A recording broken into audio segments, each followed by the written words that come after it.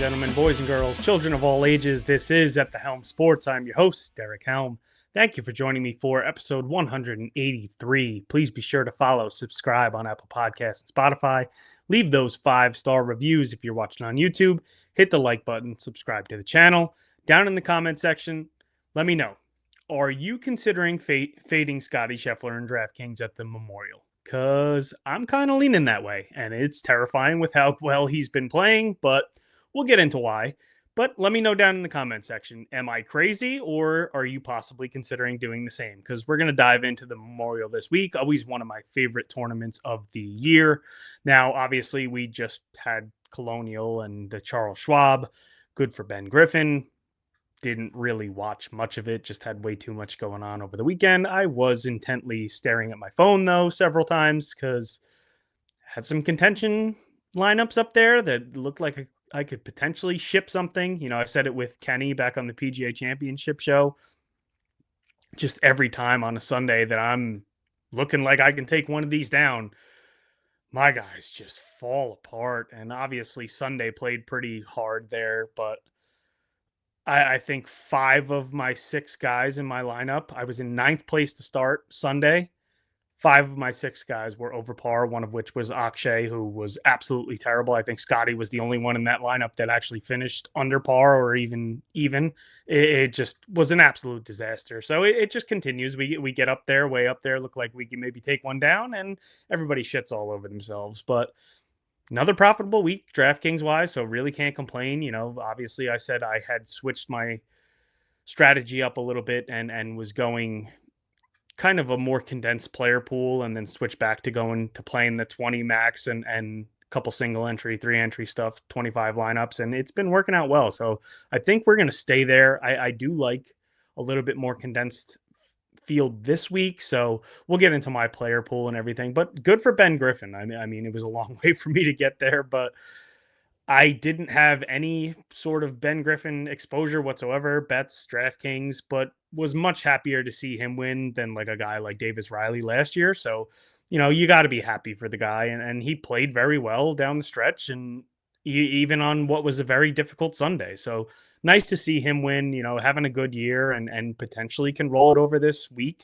Hasn't really had a ton of success at the Memorial or Muirfield Village, but we'll see how he makes out this week. But if we dive into the Memorial, we might as well dive into the field first, because, you know, we see it every year. It is one of the more prestigious events. Obviously, this is the last of the signature events that is hosted by a player. We have Jack Nicklaus design Muirfield Village. He's hosting the Memorial as he does every single year.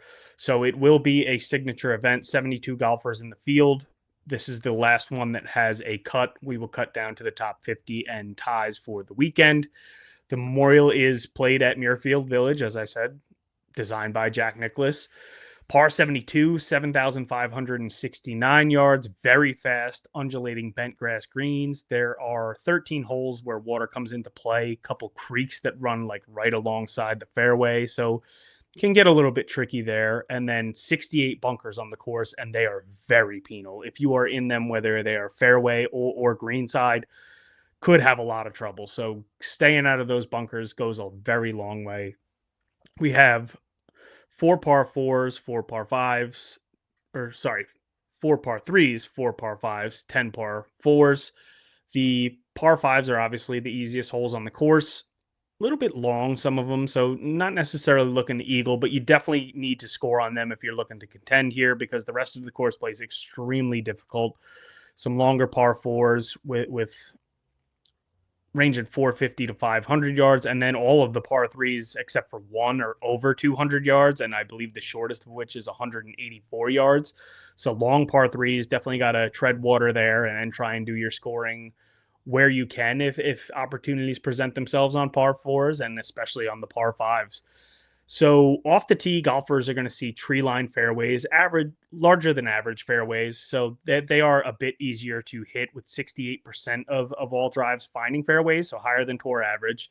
But you don't want to be off of these fairways because the rough is extremely penal. These They are tree-lined fairways, so you could potentially be by trees if you're going too far off of the fairway. And as I said, there is water on 13 holes, so you could find one of these creeks if you go wayward off the drive. So for that reason, we do kind of see guys not necessarily clubbing down all the time, but a little bit more often than you would think for a course of this yardage. So average drive comes in a little bit lower than tour average, 281 yards. Definitely have to be dialed, excuse me, dialed in with the mid to long irons. Shots from 150 to 200 make up about 45% of all approach shots, 23% of which are 150 to 175, and another 22 from 175 to 200. So that 150 to 200 range is definitely important this week. Greens are a little bit smaller on the smaller side. So GIR percentage comes in lower than tour average, about 61%. Going to be missing greens. As I said, rough is very penal, but you'd probably rather be chipping out of that rough than some of these greenside bunkers, because the key for some of these guys is going to be just staying out of the bunkers all week, because they can wreak havoc on your score. Scrambling is very difficult around here because of it, even with smaller green size. And as I said, these greens are very fast and undulating. So typically similar to Augusta, we're not comparing the greens to Augusta, but just we see weaker putters sometimes showing up here, and it's a little bit more even of a playing field because the putting is so difficult for everybody. So just something to keep in mind this week. But all in all, it's a very tough task. Bogey avoidance is definitely going to be a must. You want to be playing out of the fairway and hitting those mid to long irons very well. If you're not hitting greens, you're going to have to scramble your ass off this week. So definitely looking at approach, maybe a little sand saves.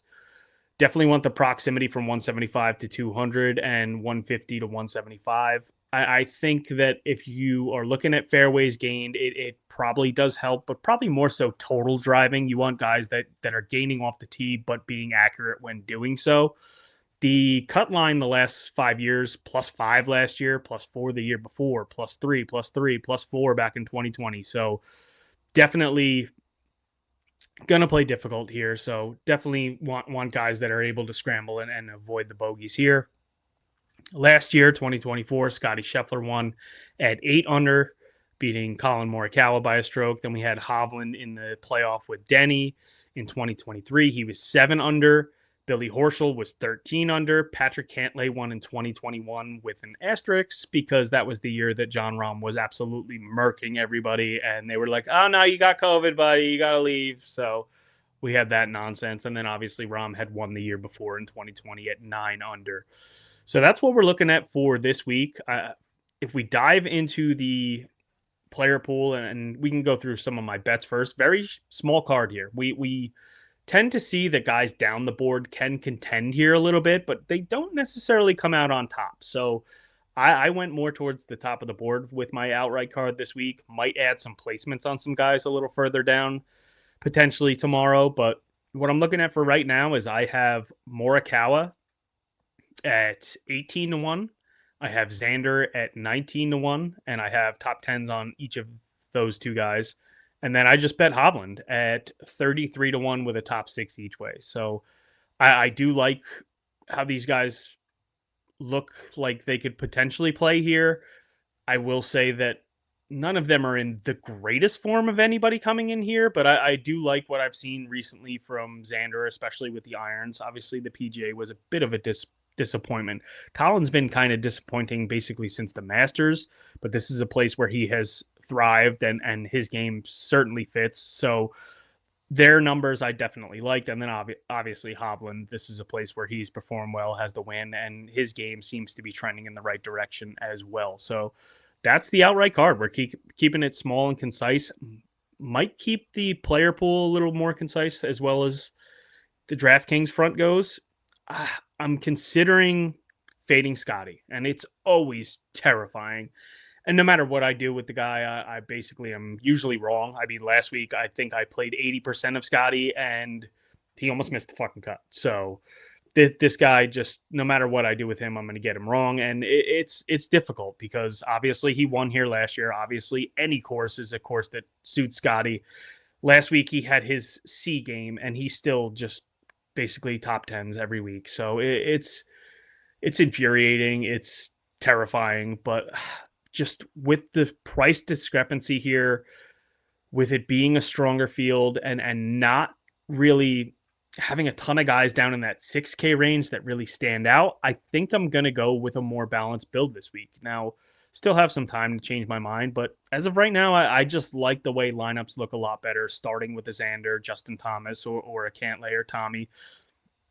Now, I'm definitely playing Xander here. 10,900 I think is a great price for him. I like Justin Thomas. I was considering making an outright on him. Now, hasn't really performed great at the Memorial in the past, but I like where his game is at.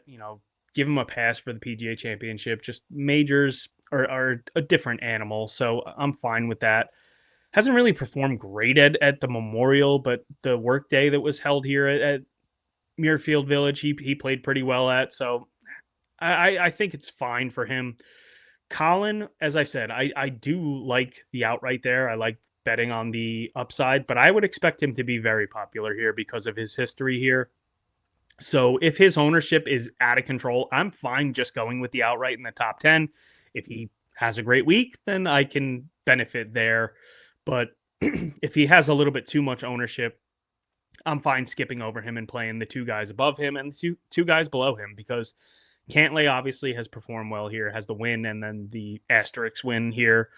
He's been trending somewhat in the right direction. His game looks great over the last 24 rounds. 7th on approach, 2nd off the tee. He's 7th in bogey avoidance. He's great from that 175 to 200 range. So I like where he's at. And then Tommy as well. I think Tommy Fleetwood is trending in the right direction. 9,400 is basically right where he should be priced and could potentially get some ownership there. I really do want to play Ludwig. I know he hasn't been good, but I think he's a very good leverage play in this spot, because I think some people are going to go to Connors and obviously Hovland here. So I do think that he gets overlooked, but I also think Hideki gets overlooked. And I like what I saw from him last week. I think that this is a course where he can potentially come out and his game isn't in absolute shambles, but he's a guy that we really don't need him to be in stellar form for him to just come and give a ceiling performance. So I do like Hideki here quite a bit at 9,000 flat. I think he will be leverage off of probably a fairly chalky Connors. I don't think Connors gets out of control, but Fleetwood, I do think will be up there in ownership, and I think far more people will go to Connors than they will Hideki Matsuyama. I do like Hovland. I am not getting away from Sepp Straka. We just saw him win a signature event, and the boy is playing incredible golf. So I'm in on Sepp. I'm willing to go back to Russell Henley here. I think Shane Lowry is a good play. I think Berger could be a good play and potentially lower owned after missing the cut last week. But I like Henley's game for here. 8,400, hasn't been playing great golf lately, so I do think it keeps his ownership down. So I'm willing to play him. And then Siwoo Kim has great history here. He has been playing well recently. I'm great going there at 8,300. Might look to make a placement bet on him, maybe a top 20 or something there. Matt Fitzpatrick, another guy that is trending in the right direction, has great course history. So 8,000 for him, I think, is a good price. I want to see what his ownership gets to, because he's been very volatile. And despite playing better recently, if he really is by far the highest owned in this area, I'm willing to go elsewhere. Denny McCarthy, been up and down this year, but a place where he's performed well. He's very good with the bogey avoidance. He's good with sand saves if he were to happen to get in trouble there. And obviously, we know he's one of the best putters on tour. So I'm fine going there. Ben Griffin, I'm going to go right back to him, just playing really good golf. And I think the confidence is there. I think that he is a little bit more relaxed. He's not one of these younger guys that's going to just let the win completely affect him, where it might be a little bit too much pressure, or maybe he parties a little too hard. So I do like him here at 7,800. Then I'm going to skip over probably a good amount of this top 7K range. I'm willing to go to JJ Spawn. I think that he could potentially be a fit here at 7,500. Love what I saw out of Noren at the PGA Championship. 7,400 for him, I think, makes a lot of sense. If this is going to play a little bit more difficult, I like him even more. Willing to go back to Akshay, even though on Sundays he just seems to continually kick me in my dick. But 7,300 for him, I think, is a good price in this field. I have a little bit of interest in Adam Scott, but I don't know if I'm going to be able to click the button there. Going back to Novak, 7,100. This is just a guy that has been knocking on the door continually, has these stretches where he just kind of falls apart a little bit throughout a round, very similar to a Justin Thomas, where it's just he looks incredible, looks like he's going to contend, and then all of a sudden there's a 3-hole stretch where it's like, oh well, there that goes. But I'm willing to go for him here at 7,100. I think it's a great price considering Benny on. Want to see what his ownership gets to. Considering Ricky Fowler, just I like what I've seen from him. This is a course where he's played well in the past. 7K for him. I think he can round out a good amount of lineups here. Christian Bezadenhout, another guy that's hit or miss, but it's a place where he's played well. So 6,900, I think, is fine for him. 6,800 for Bud Cauley, I think, is too cheap after the week that he had and the year that he is having. Statistically, looks very good. 11th on approach, 13th off of the tee. He's top 20 in bogey avoidance. He's great on par fours from 450 to 500. I would expect that his ownership gets up there pretty good in the 6K range, and I'm fine eating it at 6,800. And then Eric Cole, 6,600, probably the lowest I'm going to go. I like where his game's at. Hasn't really had incredible performances at the Memorial, but over the past couple of years, they've been okay. So I'm fine with his current state of his game and where he's at. But that's basically what I'm looking at this week. I do think that I want to keep an eye on what Scotty's ownership is going to be because he's been so good that I do think that obviously without a Rory up there up top, maybe it's a lot easier for people to click the button on him despite the price discrepancy. So I want to see what the ownership up top looks like. But I do think that this week, not necessarily a stars and scrubs, but getting a couple of those guys in the 9K, 10K range and then building your lineup out differently could be a little bit different if people are really going heavy on Scotty. So that's kind of the way I'm leaning right now and going to take a look at how the ownership goes and see if that's the route that I continue. But you can check out thehelmsports.com. I will have all my final bets up there tomorrow, Wednesday evening in the My Bets tab. TheMadLabMMA.com. Obviously, MadLab is incredible when it comes to boxing and MMA. All of my bets, the second I make them, go right into the Discord, so you can get the same number that I get. And that's going to do it for me for this week. I already have my preview out there, so course preview if you're looking for that at thehelmsports.com. But as always, greatly appreciated. Next week, I am actually going away for my 10-year anniversary with my wife, so not sure what's going to happen with a show there. Might record one, not bringing any of my stuff, so it would probably be on my phone. So there's a possibility I record it and it sounds like shit and I just go no. Or you might wake up and there might be a new podcast with me with the Gulf of Mexico in the background. Sorry, Gulf of America. But we'll see. So stay tuned. I will keep everyone updated on Twitter. So that's going to do it for me. As always, thank you for listening. I'm your host, Derek Helm. And remember, just have fun out there.